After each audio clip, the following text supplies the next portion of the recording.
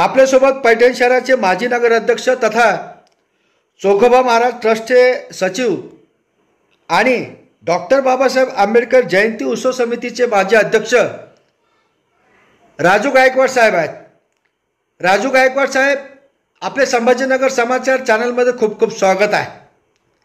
नुकतीच आपली पैठण तालुका महायुती प्रणित सार्वजनिक गणेश महासंघाच्या अध्यक्षपदी निवड झाली. या निवडीबद्दल संभाजीनगर समाचारच्या वतीने आम्ही आपले अभिनंदन करतो, आपणास शुभेच्छा देतो. पैठण तालुका गणेश महासंघाची गेल्या अनेक वर्षाची परंपरा आहे. या परंपरेत आपण हे पद भूषवलं हे पैठणकरांसाठी खूप महत्त्वाची बाब आहे.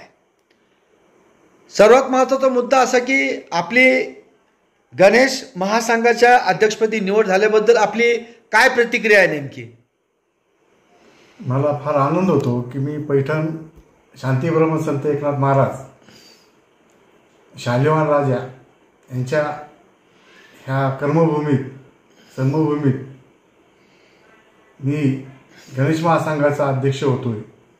आणि हे जो माझ्यावर विश्वास टाकलेला आहे आमदार संदीपानजी भुमरे साहेब, आमदार विलास बापू, तसेच आमचे माजी नगराध्यक्ष सोमनाथदादा परदेशी, आमचे नाथ संस्थानाचे कार्यकारी सदस्य दादा पाटील भारे व सर्व शिवसैनिक व भाजप तसेच राष्ट्रवादी यांच्या पुढेकाराने व यांच्या मार्गदर्शनाखाली मला गणेश महासंघाचा अध्यक्ष केलं, त्याबद्दल मी त्यांचे आभार मानतो. आणि मी भविष्यात हा गणेश महासंघात जे काही उपक्रम जे मुलांसाठी महिलांसाठी गावाचं वैभव वाढवण्यासाठी हा गणेशोत्सव आम्ही चांगल्या प्रकारे साजरा करू. तालुक्यामध्ये शहरामध्ये सर्व समाजाचा एकोपा टिकून राहील ह्यासाठी आम्ही प्रयत्न करू. आता महत्त्वाचा मुद्दा असा की पैठण शहरामध्ये पैठण शहर म्हणजे संतांची भूमी आहे. पैठण शहरात संत एकनाथ महाराजांचा जन्म झाला, त्यातली त्यात हजरत मौलाना साहेब यांची पैठणला खूप मोठी दर्गा आहे. तर मागच्या अनेक वर्षापासूनची जी परंपरा आहे पैठण शहरामध्ये ती एकोप्याची एक परंपरा आहे. आणि आतापर्यंत गणेश महासंघाच्या अनेक कार्यक्रमामध्ये याचा उल्लेखही करण्यात येतो. तर या उत्सवाला कुठलाही गालबोट लागू नये किंवा कायदा सुव्यवस्था बिघडू नये यासाठी गणेश महासंघाच्या वतीनं आपण काय काय प्रयत्न करणार? प्रयत्न की पैठण तालुक्यातला पैठण शहरातला जो समाज आहे हा सर्व एक विचाराचा आहे. इथला ह्या ठिकाणी कोणी ज्याला आपण म्हणतो समाजकंटक यांच्या विचाराला कोणी बळी पडत नाही. आमचा इथला जो मुस्लिम समाज आहे ज्यावेळेस बकरी ईद आणि एकादश असते त्यावेळेस हे कुठलंही बळी देत नाही. आणि इथला मुस्लिम समाज, हिंदू समाज हा सर्व समाज पैठण शहराची शांतता आबाद राहावा म्हणून सर्वच प्रयत्न करतात.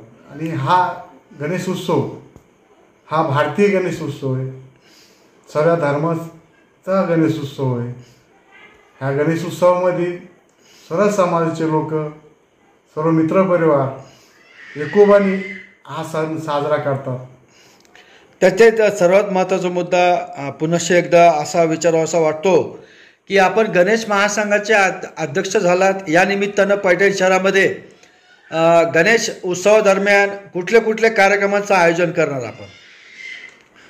आता गणेश महासंघाचे जी कार्यकारिणी यांच्या मार्फत आपण जे स्पर्धा, रांगोळी स्पर्धा आणि जे काही महाराष्ट्रामध्ये प्रसिद्ध असे समाज प्रबोधन करणारे विचारवंत व्यक्ती यांना ह्या ठिकाणी आणून पैठण शहराच्या लोकांना चांगले विचार मिळावा यासाठी आम्ही तो कार्यक्रम घेणार आहे.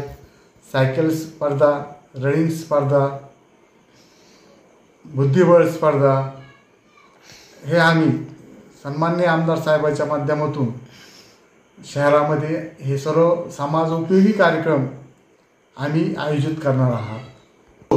साजर करत असताना ज्या काही रस्त्याच्या मिरवणूक मार्गावर जे रस्ते त्या रस्त्याचं पॅचवर्क व खड्डे भरले जाते। तसेच पैठण शहरात जे मुकट जनावर आहेत त्याचाही नगरपालिका प्रशासनाच्या वतीने बंदोबस्त करण्यात येईल। तसेच MSCB यांच्या जी लाईट कायमस्वरूपी ह्या उत्सव काळामध्ये कायम राहील त्यासाठी आम्ही त्यांच्याशी पत्र व्यवहार करणार आहोत। तसेच पैठण पोलीस स्टेशन यांच्यावर कुठला ताणतणाव येणार नाही त्यासाठी आम्ही सर्व शहरातील नागरिक हा उत्सव आम्ही शांततात पार पाडू। पैठण तालुका महायुती प्रणित सार्वजनिक गणेश महासंघाच्या अध्यक्षपदी आपली निवड झाली। आपली संभाजीनगर समाचार या न्यूज चॅनलच्या वतीने आम्ही पुनश्च एकदा अभिनंदन करतो। आणि शेवटी आपण काय काय बोलणार, काय सांगणार की जनतेला काय आवाहन करणार?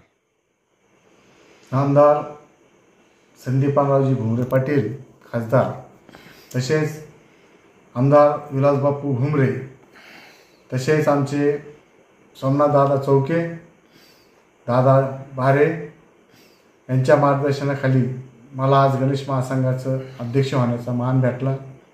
आज या शांतबर्म संत एकनाथ महाराजांच्या कर्मभूमी वैभवशाली ह्या नगरीत मी अध्यक्ष म्हणून मला सन्मानित केलं त्याबद्दल मी यांचे सर्वांचे आभार मानतो।